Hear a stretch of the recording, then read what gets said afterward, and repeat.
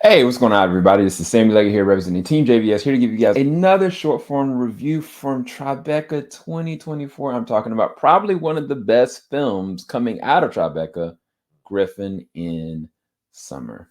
So, Griffin is this young 14-year-old or 15-year-old, I think he's 14-year-old playwright. Like he just wants to make plays, and he's very unapologetic, very much so a jerk to his friends, very much so a jerk to his mom, and he, is trying to get this play off the ground. He's trying to get his friends together to try to figure out what to do, and nobody's really listening to him. Like everybody wants to go and just live their own summer, and they don't really seem like they're as engaged in this play as he is, and that just bugs him. And so one day he kind of sees this guy. He's kind of like a handyman, and he's doing his own thing, and he seems really like unapologetically himself, and he just becomes infatuated. And this guy's name is Brad. And Brad one day reads his play, and then from there, his life changes in so many different levels. So this is a great cast. So first of all, Owen Teague, who's just in Kingdom of the Planet of the Apes, has been in a lot of slew of other stuff, is playing the role of Brad. Everett Blunck can play the role of Griffin. They've got freaking Melanie Lynskey. If you've seen Yellow Jackets, if you've seen The Last of Us, she's amazing. She plays Helen, the mother. They've got Abby Ryder Fortson. If you remember Ant-Man 1 and 2, she played the younger Peanut. And a slew of great young actors and actresses. But this is the thing about this film. This film is so good. It's crazy to say it. The majority of this film, I was bursting out laughing. This was directed by Nicholas Colia, and he directs it and writes in such a way that I cannot help but laugh. There's so many off the wall moments that just feel so organic. And organic comedy is always the best comedy because it doesn't feel forced, it doesn't feel too dark for no reason. And the crazy thing is, like, if you think about like the play that Griffin is trying to create, it's this dark satire, and it's full of like lies and hates and mistrust and death and all this kind of stuff.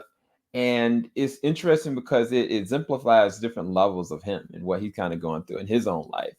And you wouldn't suspect it, but when you start to kind of uncover certain themes about certain characters, whether it's Brad, whether it's Griffin, whether it's Helen, whether it's any of his friends, you start to get like there are pieces going on with all these different characters that make this a believable story. As cliched as it is, because this definitely takes luxuries from a certain other film by two amazing good actors. Probably one of the best actors of generation. This is very different than that. Because it stays to a specific lane because of who Everett, Everett's character Griffin is. Everett, first of all, is amazing. He plays this role to a T. There was a moment in the second act of this film where it was just kind of a conversation that his mom and dad were having, and you just look at him and you kind of look at his how he carries himself and how he reacts, how he doesn't react, how he does react. And I was like, this kid is a masterful act. Like his body language is just sewing so much into the story. But then Owen's character, Brad, when you really get to hear him talk and actually do certain things, and you see his tortured persona, it is it is, he gives 1,000%. He gives and I think that was the moment that I just could not burst out laughing. But it's so interesting because this is not a huge cast, but they're all running their lanes, run their lines very well. It feels very organic. It feels like they are definitely youth. I think the thing about it is also this is one of those coming of age stories that I think for this generation, because not because of certain subject matters that, I mean, you would think that's what I'm projecting, but it's not. It's really kind of how kids talk to each other. Kids talking to each other now versus, how I grew up in the 80s and 90s.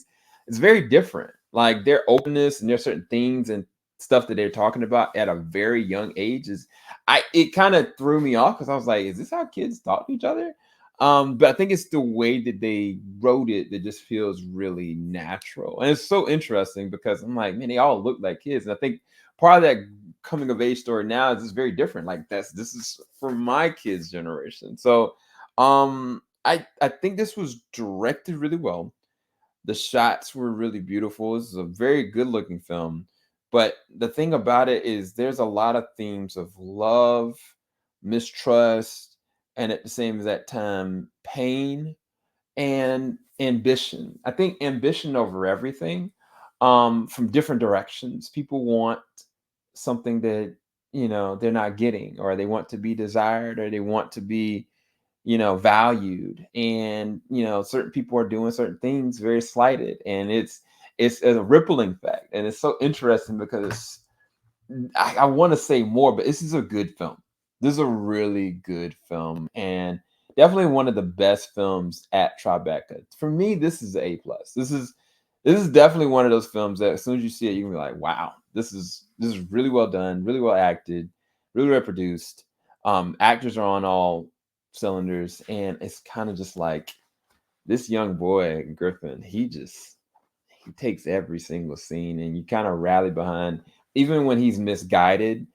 You hope that things will work out. And I think also the interesting thing is, Abby's character Kara and the relationship her and Everett's Griffin is so fascinating because it feels real.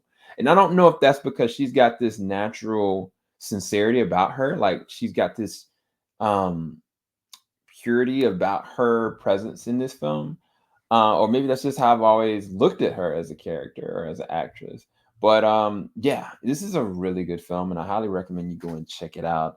I'll talk to you guys soon. Make sure you like, subscribe, hit the bell button. Definitely go and check out more of our content from Tribeca 2024.